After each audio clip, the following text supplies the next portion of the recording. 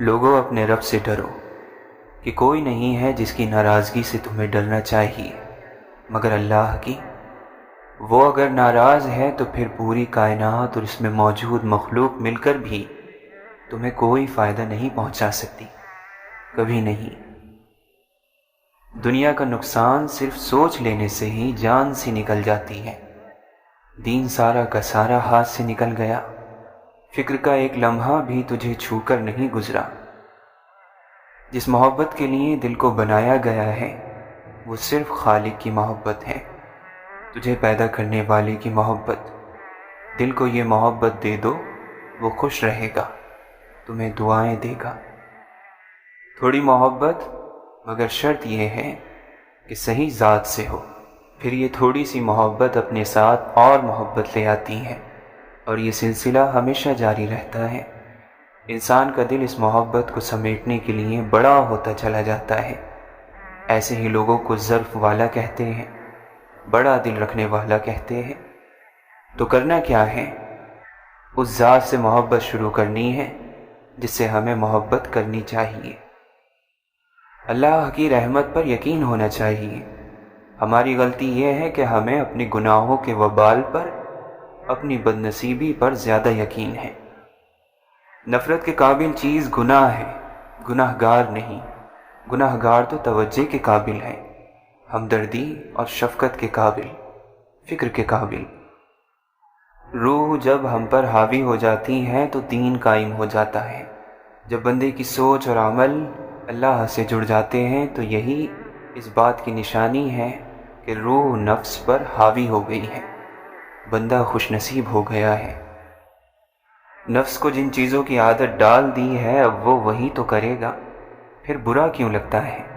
عادت تو تم نے ہی ڈالی تھی، اللہ کے حکموں کو نظر انداز کیا تھا۔ دنیا کو جتنا قریب کرو گے نفس کے دھوکے کو بھی اتنا ہی قریب کر لو گے۔ جب تک گناہ کرنے کی خواہش تیرے اندر موجود ہے، جب تک چوکنا رہے، یعنی موت تک۔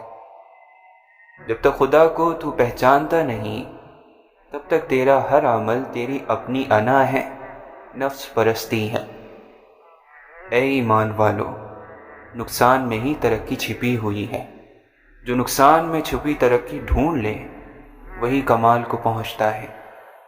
جو نیکی کر تو لیتے ہیں مگر آخری حد تک ٹال مٹول کر کے، تو ان کی نیکی میں شک آ گیا۔ جس نے نیکی کی پھر احسان بھی جتلا دیا، اس کی نیکی خراب ہو گئی۔ جس انسان پر اللہ تعالیٰ اپنا یا دین کا کوئی راز کھول دے تو اس انسان پر بہت ساری ذمہ داریاں آ جاتی ہیں۔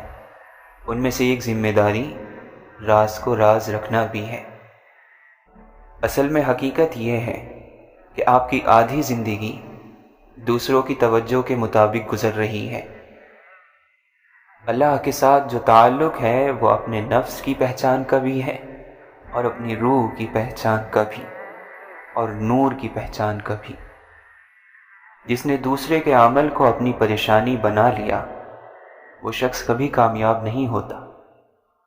صبر وہ مقام ہے جہاں انسان نعمت اور مصیبت کا فرق کرنا چھوڑ دیتا ہے۔ ہمیں سے سب سے زیادہ بہتر انسان وہ ہے جس سے دوسروں کو فائدہ پہنچے، اور ہم میں سے بدترین شخص وہ ہے جس کے شر اور برائی سے دوسری مخلوق خوف زدہ رہے۔ جو انسان اپنے حال پر مطمئن نہیں وہ آنے والے وقت پر بھی مطمئن نہیں ہوگا۔ اطمینان حالات کا نام نہیں، یہ روح کی ایک حالت کا نام ہے۔ مطمئن آدمی نہ شکایت کرتا ہے نہ کوئی تقاضا۔ اللہ کی طرف وہی گیا جس کا ساتھ اللہ نے دیا، ورنہ کوئی انسان اللہ کی طرف نہیں گیا۔ اللہ باقی ہے لیکن وہ ختم ہو جانے والی مخلوق کو پیدا فرماتا ہے اور اسی فانی مخلوق سے محبت بھی کرتا ہے۔ جس شخص کو 5 نمازوں کی پابندی مل گئی ہو اسے چاہیے کہ چھٹی نماز شکرانے کی ادا کرے کہ یا اللہ تو نے مجھے اس زمانے میں نمازوں کی پابندی عطا کی جبکہ لوگوں کو نماز کی ہچے بھی بھول گئی ہیں۔ بیماری نے کہا کہ وہ نہیں جائے گی، شرمندہ ہو کر لوٹ گئی۔ غریبی اور ناداری نے کہا کہ وہ ہٹنے کی نہیں، شرمندہ ہو کر بھاگ گئی۔ قضا نے کہا کہ وہ ٹلنے کی نہیں، ٹل گئی۔ صبر اور یقین ساتھ تھا۔ جب تک ہم دل کو ہر قسم کی گندگی سے پاک کر کے آئینے کی طرح صاف نہیں کرتے، یہ رب کا ٹھکانہ نہیں بن سکتا۔ اسلام اپنی حفاظت خود کرتا ہے۔ آپ نے اسلام کو نہیں بچانا ہے، بلکہ اسلام نے آپ کو بچانا ہے۔ مشکل دنیا دار پر حالات کی تنگی کی وجہ سے آتی ہے۔ حالات کا مطلب یہ ہے کہ خواہش زیادہ ہو اور حاصل کم ہو۔ دنیا دار کے لیے بڑی مشکل ہے۔ مشکل کیوں آتی ہے؟ جب خواہش زیادہ ہے اور آمدنی کم ہے۔ بیکار بولتے رہنے سے منہ بند رکھ لینا بہت بہتر ہے۔ دوسروں کے حال پر غور کرنے سے نصیحت حاصل ہوتی ہے۔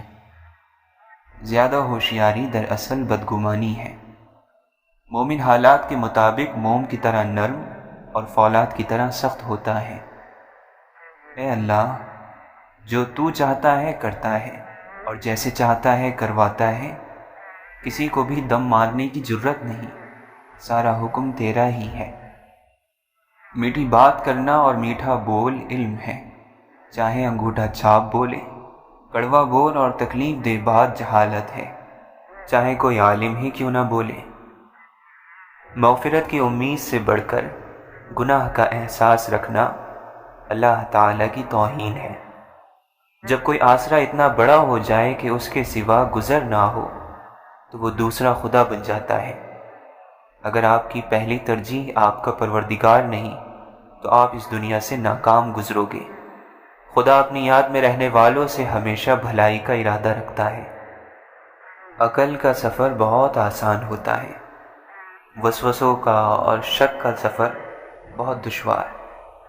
اہل علم دو کام نہیں کرتے، ایک وعدہ اور ایک دعویٰ۔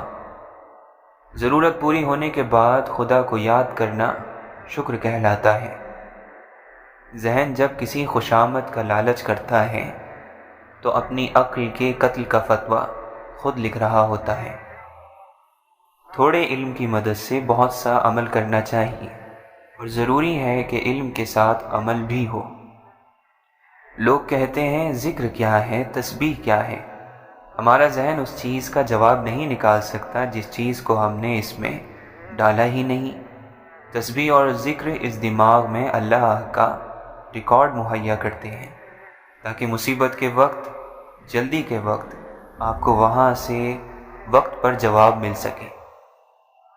جو لوگ دنیاوی مقصد کو سامنے رکھ کر اللہ کو یاد کرتے ہیں، تسبیح کرتے ہیں، ان پر اس ذکر کا اثر نہیں ہوتا، اور جو لوگ اللہ کی محبت والے ہیں ان پر جلدی اثر اس لیے نہیں ہوتا کہ اللہ ان کی تعلیم کرنا چاہتا ہے، آزمائشوں کے ذریعے اور غم کے ذریعے ان کی تربیت کرنا چاہتا ہے۔